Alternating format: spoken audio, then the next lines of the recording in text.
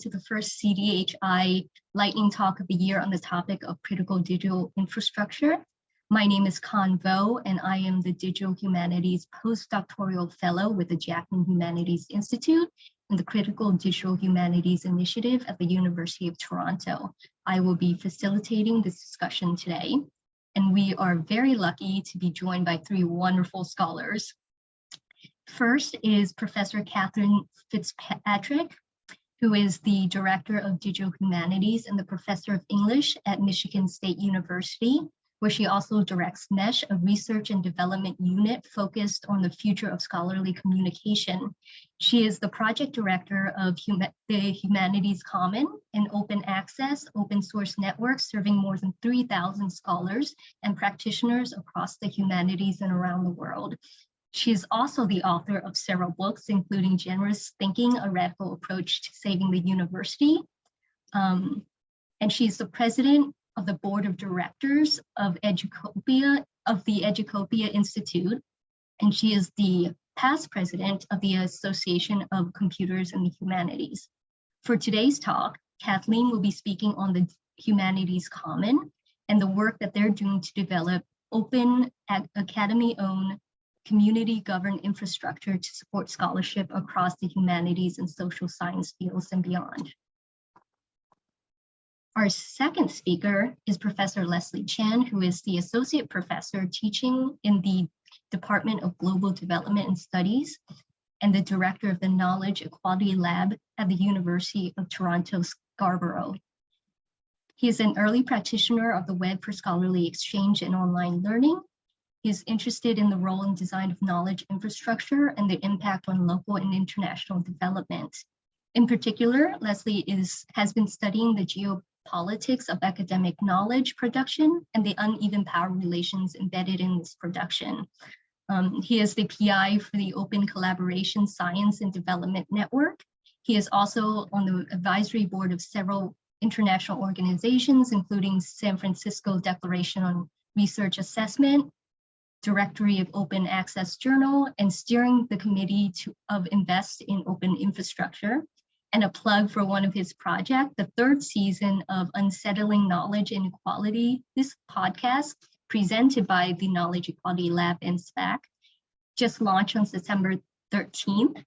So the focus of the season is on artificial intelligence and knowledge inequalities or inequities. And you can check out the podcast series. We'll drop it in the chat below. And last but not least, we have Dr. Randa El Khatib. I apologize. She's a postdoctoral fellow in the Department of Arts, Culture, and Media at the University of Toronto Scarborough. She is the co-director of the Digital Humanities Summers Institute and the editor of Early Modern Digital Review. Randa works appears in scholarly venues such as Digital Scholarship in the Humanities, Digital Humanities Quarterly, and Digital Studies.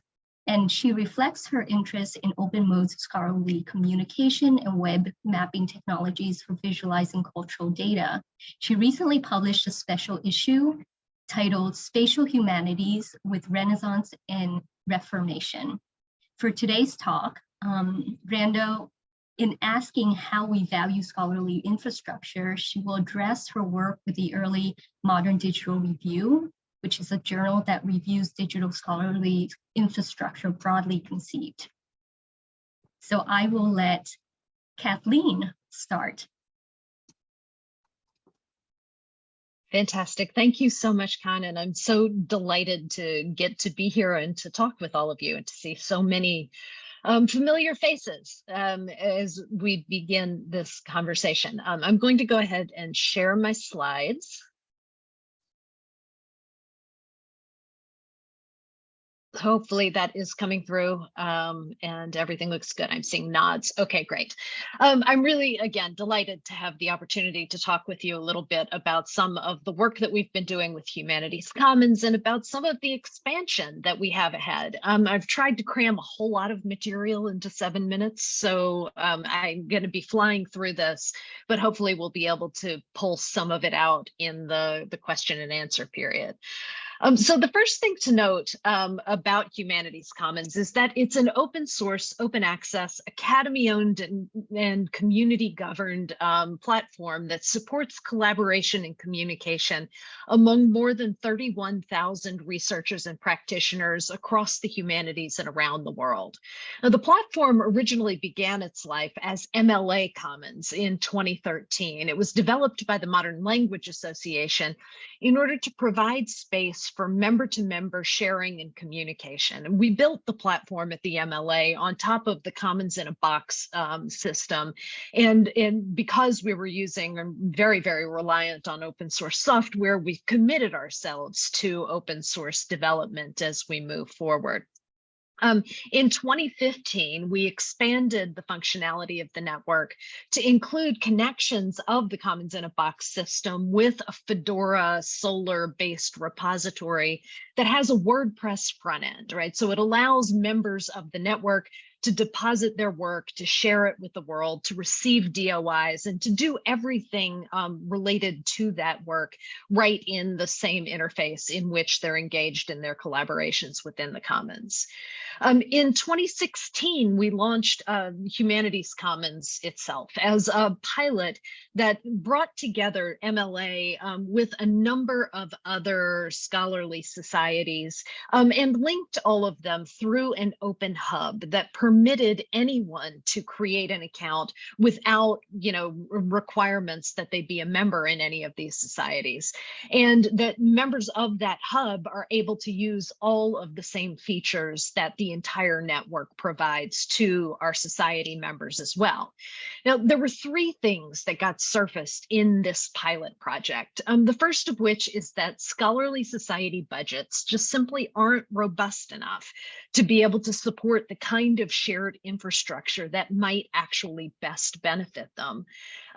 The second thing is that many, though not all, societies see a space like the Commons for member-to-member communication as a kind of nice to have rather than a core function of the society. And for that reason, perhaps, having that functionality connected to an open hub that anyone could join made the societies less likely to want to invest financially in a platform that would support their needs. And the third thing that surfaced from this pilot is that our reliance on grant funding, which, as you know, is project-oriented, led to significant and rapidly developing technical debt. As well as an inability to keep moving forward with new functionality that our users require. So in 2018, we began a move from the MLA to Michigan State University, our new fiscal host. We completed that migration in 2020, and we started work developing the first institutional node on the network, MSU Commons. We started thinking about institutions as potential supporters for the network in no small part because, scholarly society budgets are a rounding error in the annual budget of large institutions like Michigan State University. And in part because we felt like the academy-owned and governed nature of the project might help us provide functionality for institutions that they need. In the process, we applied for and received two very significant investments of multi-year support for the network from the National Endowment for the Humanities in the US and from the Mellon Foundation. And those investments have allowed us to staff up, to remediate a significant percentage of our technical debt, and to develop a forward-looking roadmap toward a sustainable future. Now, for us, part of sustainability includes shifting our focus, as I noted, to institutions of higher education, right? And the ways that they might be encouraged to support open source academy-owned alternatives to the commercial data capture platforms on which they currently rely. So the Commons can provide an institution with a campus-wide blogging platform, a rich scholarly profile system, a connected repository, and several other features besides. And we can do so in a space that allows scholars to connect with others in their fields, right? So they're not just doing internal institutional work, but also work that expands beyond to reach the colleagues they're trying to reach, which makes the potential for the uptake of the work that's done within the network that much greater. But bringing the commons to institutions requires us to serve the entirety of the campus. And so we find ourselves now thinking beyond the humanities. We were recently awarded a multi-year grant through the National Science Foundation in the US and this new FAROS RCN program that they've launched, which is in FAROS standing for Findable, Accessible, Interoperable, and Reusable Open Science, to modernize our repository platform and to create new integrations with key services such as GitHub, sorry, I lost my train of thought there for a second. But this expansion is part for us of the process of developing what we're calling DBER Plus Commons, which is going to be a new node on the network that's intended to support discipline-based education researchers who are working across STEM fields. Now, there are a lot of components of this project that aren't technical in nature, right? That are really focused on community building and on improving the standards and practices through which open science is conducted. And one of those, wait, why are we not advancing? There we go, thank you. One of those is to note that in addition to this FAROS model that the NSF is supporting, we've added CARE to our principles. And CARE is a set of principles that have been developed for Indigenous data governance. So adding CARE to FAIR makes it incumbent on us to ensure that the data that we're storing and sharing through the commons are not just findable, accessible, interoperable, and reusable, but that they're also used for the collective benefit of those participating in the research, that the communities in which the data are gathered have the authority to control their use, that the researchers recognize their responsibility to those communities, and that the relationships, the data, and the platform are all developed with ethics in mind. Right, so DBER Commons is an unusual project, not least in that innovations in scholarly communication are typically imagined to originate in STEM fields and from there make their way into the humanities. We're instead sharing the lessons that have been learned in the humanities about the centrality of community building, about the need for ethical privacy and data reuse policies, and about the significance of strong community governance in developing this new platform for scientific communication. So I'm going to stop there and I will look forward to discussing as we go forward. Thanks. So thank you, Kathleen. Next is Leslie. Thanks, Khan. Thanks for hosting this the lunch gathering. And I confess, I just came back from a fairly long trip for the first time in 3 years. So I'm going through a range of emotion, having traveled for a while and going through all these procedures at the airport and so forth, and also having a little bit of jet lag. So I might not be very coherent. I'm not coherent at the best of times, so I'll try my best. So it's a pleasure to be in conversation with Kathleen and with Randa at different stages and spectrum of thinking about infrastructures to support scholarly endeavor. And I have been involved with thinking about what all these endeavor entails over the last 20 some odd years.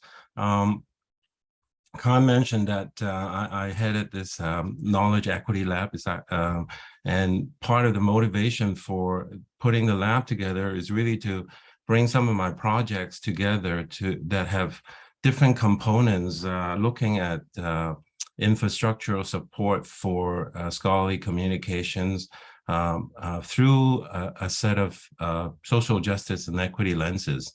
And the reason over the years, it became apparent to me that all the discussions about open scholarship, open access have really been based on a very legacy models about what scholarship is about.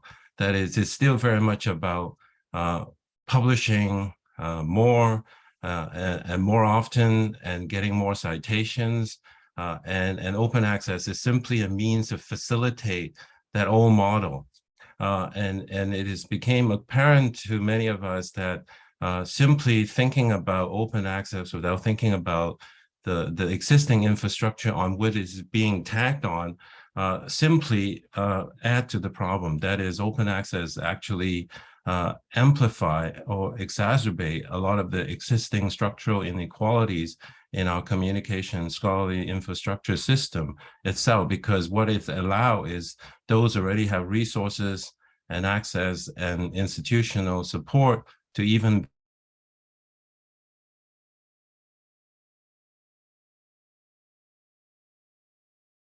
been historically marginalized and disadvantaged continue to be put on the sideline. So unless we think structurally about what the systemic barriers are within our communication, scholarly communication system and academia in general, we will not be able to really fundamentally shift our understanding and our practices in terms of who gets to make knowledge, whose knowledge count, and who is cited and who is excluded. So these kind of questions have led me to thinking more and more about infrastructure. What is infrastructure? Because again, one of the things we haven't given enough attention to over the years is that we've been tended to focus on the products of scholarship, that is the publication themselves, as I said, whether it's book, monograph, or multimedia outputs. But they're still very much about the outputs, not about how we get to there.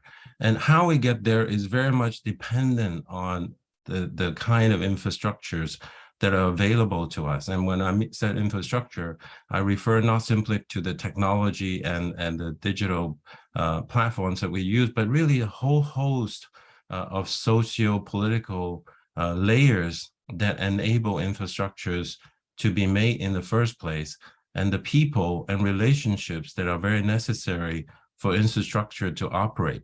And so infrastructure, again, as I come to learn, is really much more about these kind of interrelationship, the socio-technical assemblage that are being created over time that allow certain things to happen, but also exclude from many things from happening at the same time. So understanding what are enabled by infrastructures and what are excluded by infrastructures has been really some of the things I've been thinking about in the last few years. And so when Kathleen started Humanities Commons, I was just cheering on the sideline, of course, and also directly using a lot of the tools. In fact, one of our projects, the Open Science Collaborative Network, was using the early Humanities Commons, the prototype, and it's been very, very instructive in learning about, again, community governance and the importance of being able to have system infrastructure that allow different people to participate. I'll give you a very simple example. For years, I struggled with so-called institutional repository. University of Toronto is one of the earliest adopter of an institutional repository. But there are so many membership rules about who can join, who can access, who can contribute. And then what happens when you no longer at that institution? And all those kind of issues are never really been thought through.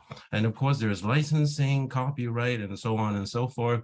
And the institution have tended to be overly conservative about what is permissible, right? Because they're afraid of the publisher's power and so forth.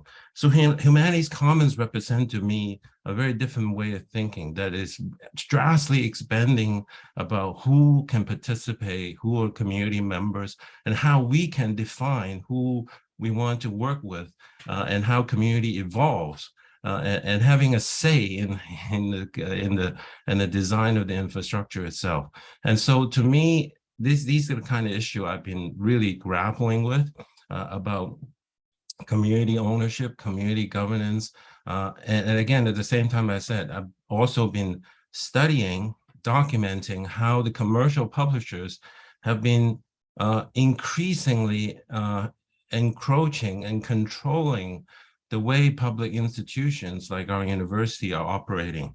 As I was signing up, and my colleague, Nellie Rothman, just asked me if I know about this new discovery research portal that University of Toronto is using. I never even know about this. And I looked at it, and I have all my information that is being gathered on this portal by the university. And it would not surprise me that the university is actually outsourcing this work to places, to a company like Elsevier, which is now very, very, very heavily involved in research assessment and all the whole process of datafication of a whole research process.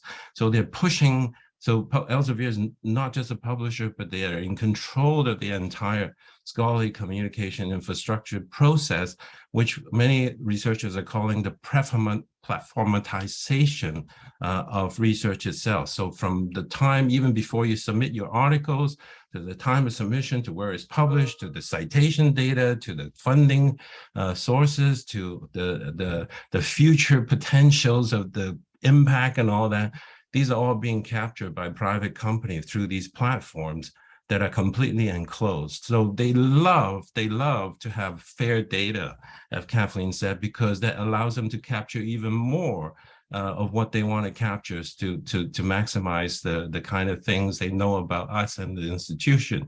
So it is important that we think about care, who have community ownerships, who have governance, and who have sovereignty over all these data that we are now routinely giving away to these privatized corporations. So this is where my head is about how we can claim our autonomy back through platforms like Humanities Commons, and think about how collective governance could allow us to have the kind of scholarly endeavor that we want to as researchers and as teachers, and then think about how we can sustain it collectively. And I'm a member of Joanna Drucker's recent paper on sustainability of digital infrastructure, and she reminded us that, you know, a lot of sustainability argument has been pitted against two kind of contrasting paradigm. One is about thinking about knowledge as complicated, indeterminate, multi-universal, multilingual, involving very, very different, unpredictable way of progressing and interacting. And that kind of unpredictability has one way that we need to think about in terms of sustainability, whereas the commercial publishers want us to think that knowledge is really discrete things you can package, you can track, you can quantify. And so in that kind of system, they get their platform would be very easily saleable to an institution who have a particular ideology about knowledge as economic input. And so this is where, again, the ideological differences has to be debated, so that as scholars and citizens, we want a kind of universe that benefit the public and the people that we work with, not the corporation. So these are the kind of two sustainability paradigms that we also need to debate. So I'll shut up here because I've already spoken too much. Over to Randa. Yes, thank you so much, Leslie. Randa. Thanks, everyone. Let me just share my screen here.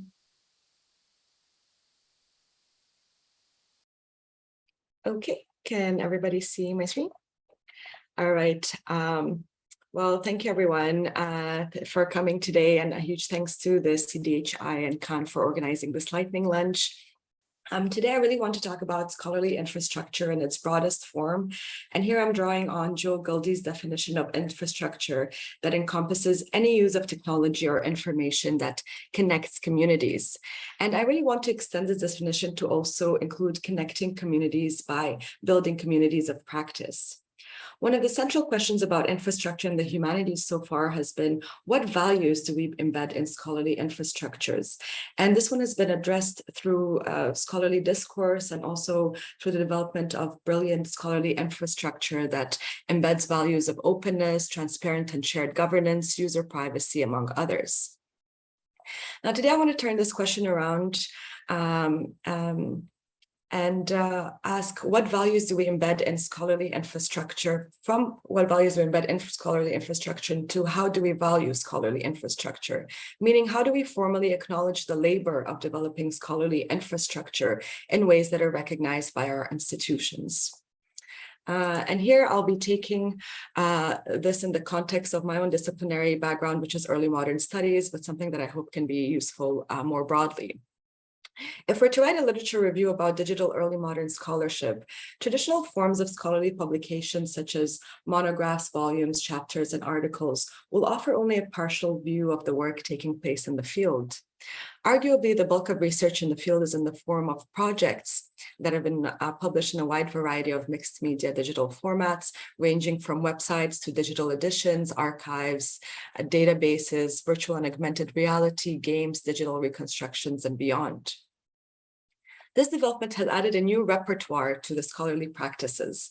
In addition to research, teaching, and service, increasingly scholars are becoming builders of infrastructure. This scholarly infrastructure is often critical. It offers critical interventions into scholarship through its design, the argument that it embodies, or the knowledge that it highlights. Builder scholars, according to Gildea, have made legion critical decisions that open up corpora to possible kinds of engagement. Builder scholars also create infrastructure that has become a primary realm of critical encounter with public narratives about culture, identity, and the past. So scholarly infrastructures are at once new forms of scholarly communication. They create communities of practice around converging areas of interest. They engage the public and provide aids for scholarly research, which has become a really crucial point today where access to physical spaces of libraries and archives has become increasingly difficult since the beginning of the pandemic. We know how we value traditional forms of scholarly publishing, something Leslie was also alluding to, and this is something that the tenure and promotion system is built around and on which depends even getting into the system in the first place. But how do we value the scholarly infrastructure that informs so much of our research practice? One approach has been to peer review scholarly infrastructures broadly conceived, and several scholars have developed, as well as several scholarly societies such as the MLA and APA have developed peer review guidelines for digital resources. Some of them have even been integrated into university tenure and promotion regulations. While these resources offer helpful guidelines for reviewing digital scholarship, today we still have surprisingly few sites that apply these guidelines to review scholarly infrastructure in a public-facing format. Reviews themselves play an important role in the humanities. Casey Brienza reminds us about the importance of writing writing reviews. In her own words, she says, reviews are rather for the collective good. They are important voluntary inputs into the wider system of academic publishing, upon which the contemporary academic profession is symbiotically dependent. This scarcity of formal reviews and evaluations of scholarly infrastructure has prompted the launch of Early Modern Digital Review, or EMDR, which is an open access refereed quarterly journal that is also distributed by Renaissance and Reformation. That is a long established journal in the field. EMDR is committed to productive evaluation of scholarly infrastructure in the form of digital resources that study the early modern world.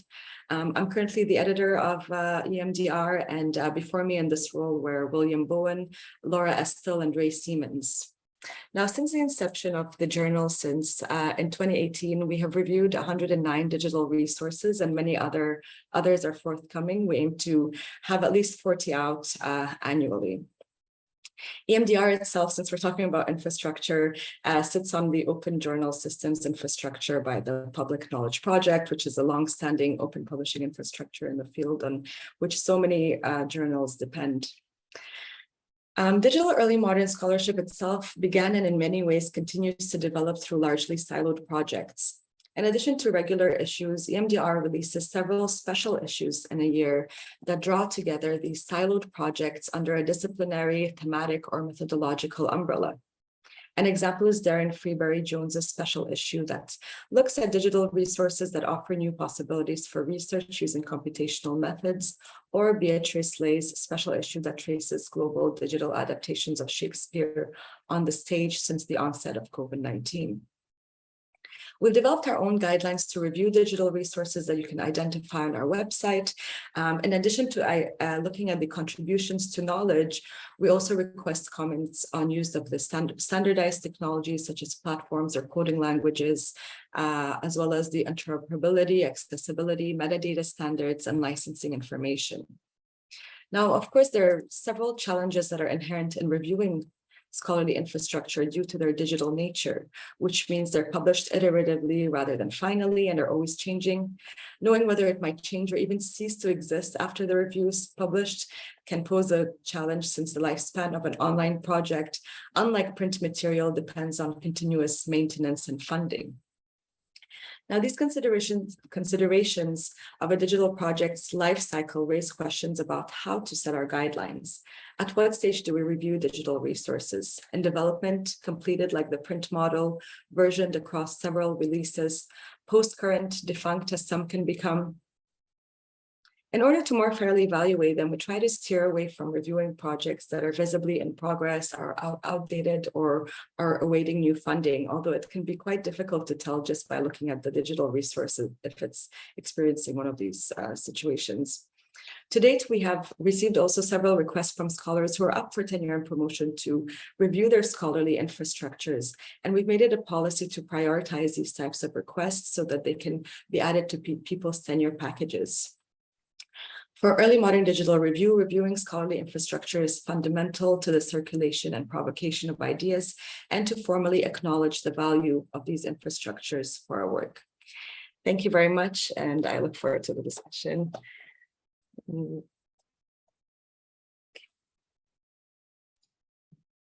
Thank you, everyone. And please give a round of applause to our three wonderful speakers. We'll open it up to discussion and welcome audience participation. And feel free to drop any questions you have in the chat. We've been having that, people commenting already.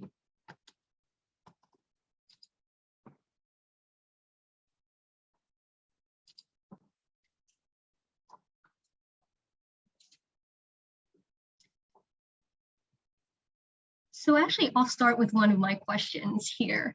In actually trying to tie all of your three works together, and something I've been struggling with my own research is how, when so much of these projects are dependent on funding, especially funding from our institutions, from outside sources, how do we maintain what Leslie talked about, this equitable, this sustainable, this transparent infrastructure when we're dependent on sources of funding that we do not have control over?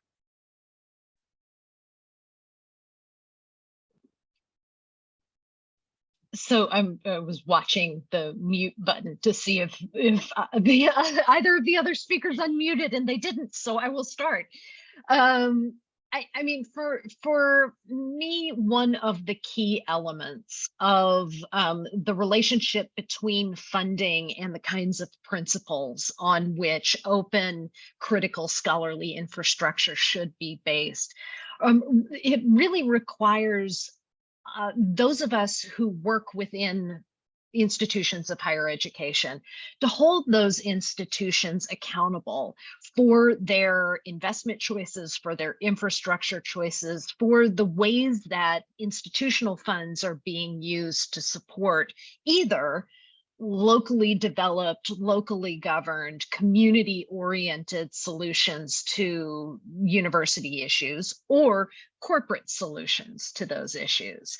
And you know, the many of our institutions, my own included, end up being pulled toward those corporate solutions because the solutions are presented to them as being an off-the-shelf issue, right? Every university needs a student information system. And so, you know, this corporation has a solution for the student information system problem. My IT unit can say, great, we'll just pay a bunch of money and get them to install that, and then we won't have to worry about it. And that is necessary for my IT institute or my IT unit, because they don't have the time or the resources required to build something in-house to solve that problem. But what we do have is a very large potential consortium of institutions that, if they came together and were willing to collaborate on projects, could build something more robust than what corporate entities are providing to us, could produce something that's more sustainable into the future in terms of having people in-house who can work on that piece of software, and would produce something that would be more in keeping with our values without sending university funds and resources off to these corporate entities, right? So it requires a major shift in thinking on the part of our administrations, our IT units, our libraries, in terms of where their investments are going. And it requires a major shift in thinking in the part of institutions to stop really competing with one another and thinking of themselves as being independent units that have to be ranked against their colleagues, and instead think of themselves as interdependent and having the same needs that collectively we can solve, but that none of our institutions can manage to solve alone. So I'll stop talking at that point.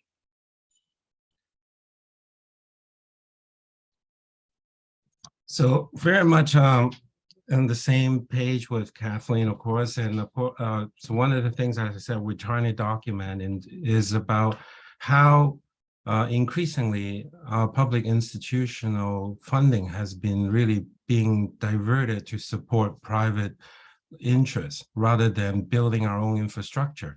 And so over the years, I've seen it personally, our learning management system at University of Toronto, we used to have, open source system that we support. And if the university said, oh, we don't want to invest in continuing on training people and our own to do that. So that short-sightedness about investing in people have resulted in our reliance on continually outsourcing everything. And once you start outsourcing some key pieces of critical infrastructure, it's kind of a snowball effect. Then you have to outsource everything else. And now all our emails going through Microsoft 360, right? And then of course, then all our storage is now on Amazon and so forth. And all these issues have serious implication for us functioning as public institutions, right? As in terms of data privacy, our students' rights, and all these kind of issues that have really left undiscussed, undebated in the name of efficiencies and so forth, right?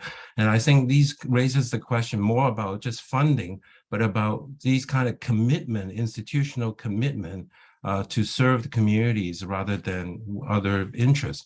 And again, that speaks to how those monies ought to be thinking in terms of allocation. And to also add to the point about how these companies are so successful in selling their wares is, again, they pit university against each other. If University of Toronto wants to maintain the best ranking in Canada, keep using these privatized sources so that we can get more ranking points and high impact and so forth, so that these kind of competitive mindsets really pit our peer institution against each other rather than collaborate with each other. We see ourselves as competitors.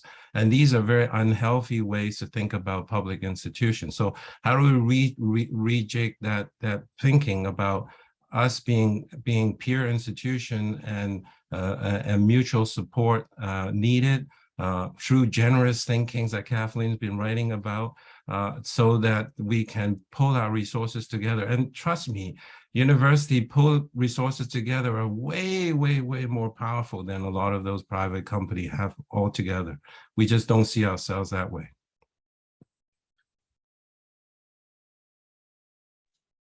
Thanks, everyone. I can add to that a little bit, just thinking about when we're looking at content-based scholarly infrastructure, like the types of projects I was talking about in early modern studies. Unfortunately, you really do see what part in the funding cycle. They are, when you see the projects, a lot of them become defunct quite quickly, and then they wither away. And a lot of times they're built on really complex infrastructure that requires so much maintenance. So I haven't seen, I mean, there are different attempts, trying to share, collaborate within the university and across universities to sustain certain infrastructures. But there've also been interesting attempts in the field by something like the Endings Project by Janelle Jensen and her colleagues, who are trying to develop some guidelines for creating sustainable digital projects within digital humanities, so that when that does happen, we can at least require less label in order to maintain them and keep them public facing. So there are so many just different systems and different types of projects. So it's hard to find a baseline infrastructure that can sustain everyone, of course. But there have been attempts to create something that resembles, some kind of a protocol that we can all adhere to for sustainability. We actually have a follow-up question from Tim. Hi, everyone. In a sense, I wanted to ask Kathleen again. So when you're giving your presentation about the history of Humanities Commons, it seems to me in some ways very useful that it starts with one scholarly society, and then it starts with the needs of one particular group of scholars. It then looks for partners who might have some similar needs. Figures out what they are, figures out what it can and can't do to support itself. And it then moves on to a university because they are much larger pots of money. But at the same time, I also, my immediate thought is the university the best place to put this? Because as we know, universities have a history of taking not just that they outsource their needs, they develop great projects in-house all the time and don't support them. And they spin off and become their own companies later to be vendors that the university goes back to. So much of the infrastructure for libraries started as projects that were developed by universities. So it's and it's not just that I think that that the vendors can come and say, oh, we have a complete solution for you. It's that they can say, and you only have to sign up for 3 years and you can reevaluate at that point. Whereas if they bring an infrastructure project in-house, they're on the hook forever, theoretically. Yeah. And so it seems to me that that's, so in one way I want to question how suitable the university, the modern university, is for the basis of these big scholarly projects. That is such a good question. And I mean, how to put this, it is one of the things that keeps me up at night in thinking about the future of the Commons and how it develops. Quite honestly, I mean, there are extraordinary benefits for us being housed within an institution right now, and particularly within an institution that at least publicly proclaims its support for public values and for the public good. And so that I think provides us a bit of a pulpit from which to do some of the work that we're doing in thinking about the relationship between infrastructure and institutional values. So that's the good side of this.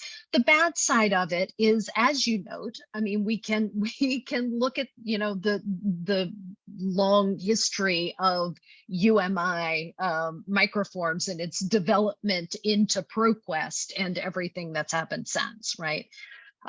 Our real protection against something like that happening, whether it's a matter of a project being shut down by an institution that houses it, or a project being spun out into a corporate entity by the institution, is really focusing on the project's principles and on writing into its founding documents, its charter and its bylaws, first of all, that the project is not-for-profit and will remain not-for-profit into its future.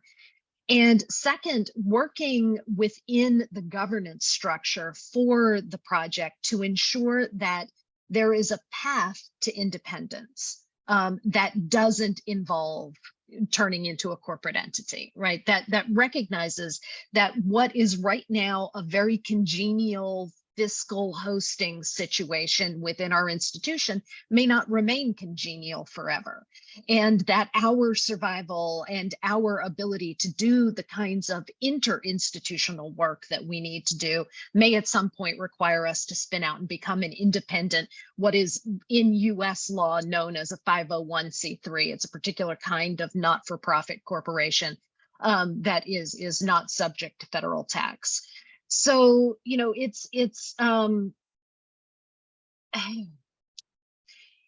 is a problem that I dwell on a lot in thinking about the future of this project. There are lots of sort of cautionary tales around projects that have been spun up at institutions and have either fallen apart when the consortium falls apart, or that go the ProQuest route.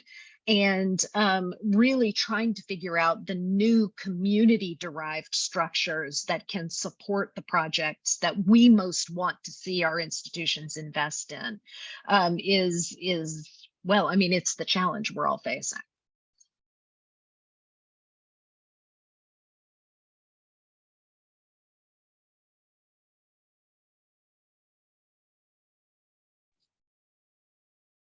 So in the intro, Khan mentioned that I sit on a committee of this group called Invest in Open Infrastructure.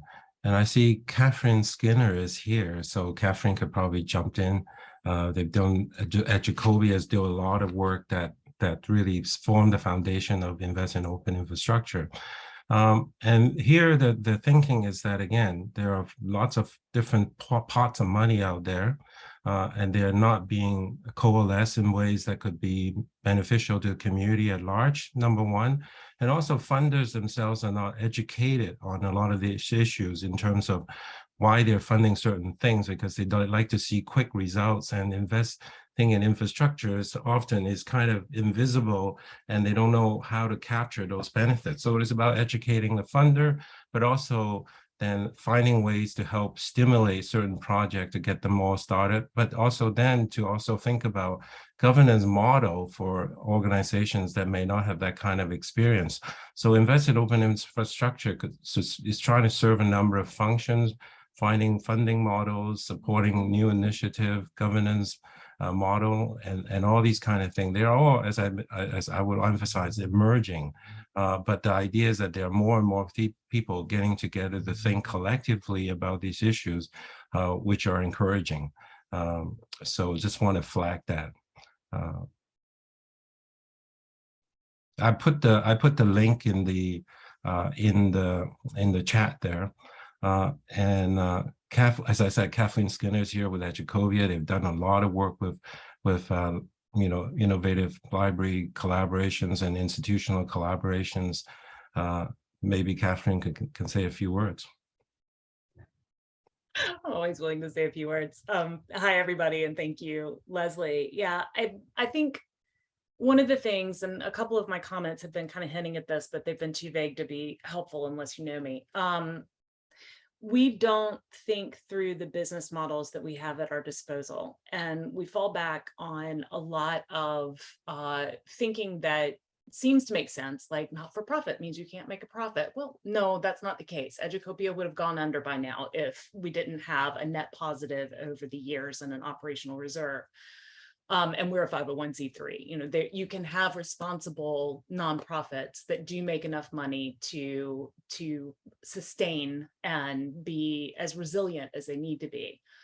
Where we get into problems, I think, right now in the field is when we get so stuck on these business categorizations that we forget that what we're really trying to do is aim at this values alignment and mission alignment space. And that space is hard to define, it's hard to articulate, it's really hard to evidence. And you can see it even in FAIR and verification, where, you know, even some of the most rigorous guidelines don't have good assessment frameworks yet, because the barriers to entry then for newcomers, et cetera, get so hard. And so there are all of these things that we need to deal with in terms of the tensions. And they're at such a broad level that it's hard to see where individual projects can plug in. But I'll encourage, as Leslie was saying, look at what Invest in Infrastructure is doing, look at some of the emerging frameworks. I'll call out one that Educopia put out through the NGLP project that's called the Forest Framework, which takes a lot of the common values that get cited in scholarly communication circles, distills down to the top 6 of those. We did a bunch of research to decide which ones they were.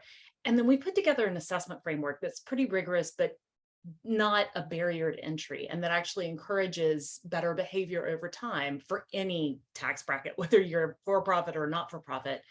If we could even get the alignment to be where we put our focus instead of what the business model is, it may help us in the long run to have a better chance of being able to articulate what matters to us and why, in terms that are acceptable to those that are, signing procurement contracts and, dealing with all the sales and marketing that is coming at them.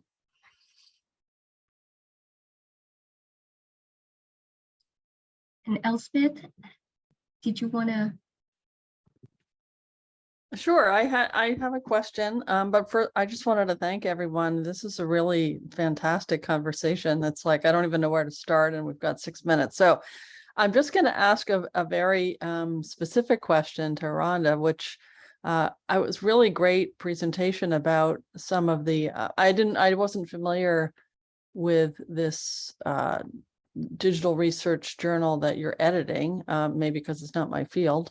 But it's very exciting because there's such a reluctance, it seems to me, for traditional publication journals, for example, to really do meaningful review of digital projects. They might do the end product, like a digital exhibition or something. There'll be a review and something. But so I guess I'm wondering if you could just share a little bit about, are you reviewing like long-term digital projects that are at some logical pause point in their research design over the course of a big project, and also whether or not other fields and disciplines have taken note of this and opened their own similar kinds of review journals.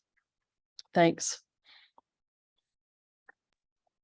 Thanks so much for that, Elspeth. Yeah, it's been a really exciting project, and it was a long time in development to come to actually produce a whole journal that is dedicated to that. First, we were working with the Renaissance Knowledge Network a few years ago that was just trying to provide a scan of digital resources that study the early modern world. And then we realized, as we're trying to, produce something that's similar to an annotated bibliography, we don't really know what these resources are, how to assess their quality and all of that. So it's been interesting. And it's also really difficult question to understand at what stage the project is, just by looking at a project. Is this something that is currently still in development? Are they currently making updates? Is it have they run out of funding and no longer updating it? So we try to figure these things out as we go. If something is visibly in progress, we try to steer away. Sometimes if we're really not sure, we might reach out to someone who's more closely connected to the project just to see at what stage they are. But in general, it's something that we've been dealing with on a case-by-case basis almost. Sometimes we have reviewers who are working through links and there's some more broken links, and things like that give us a little bit of a cue of where the project is, and we can take a step back. And so far, we've already published a few reviews of projects that have completely disappeared. They've been gone for a couple of years, and then they reappeared like nothing had happened too. So it's been really interesting.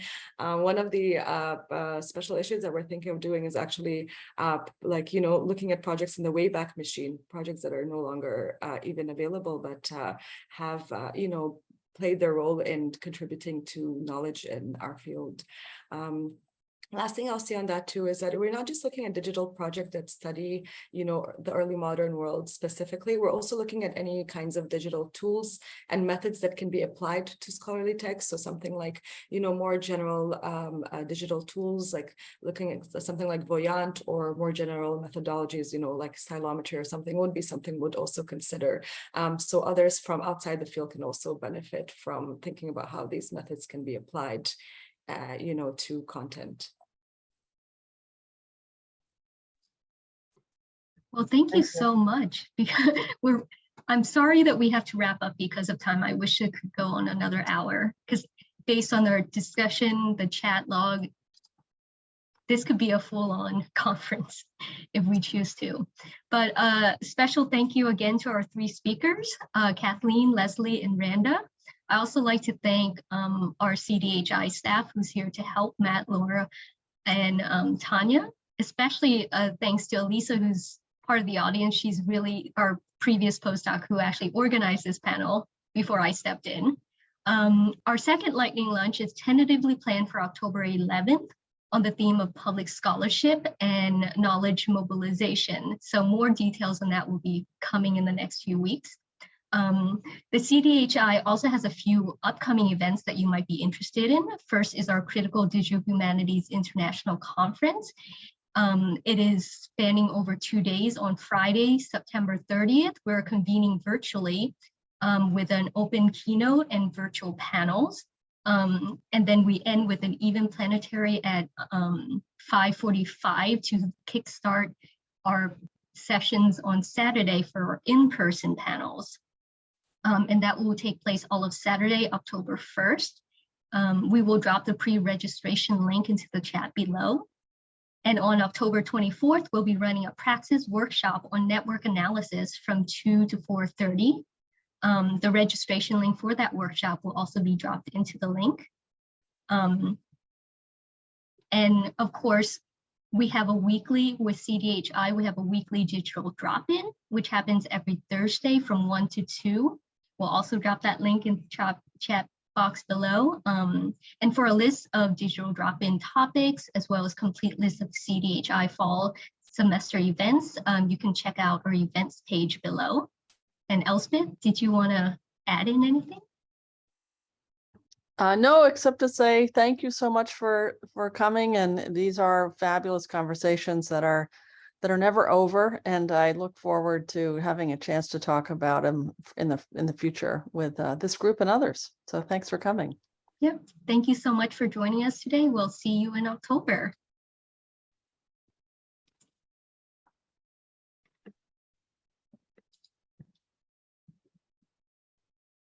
Thank you for hosting, Con. Thank you.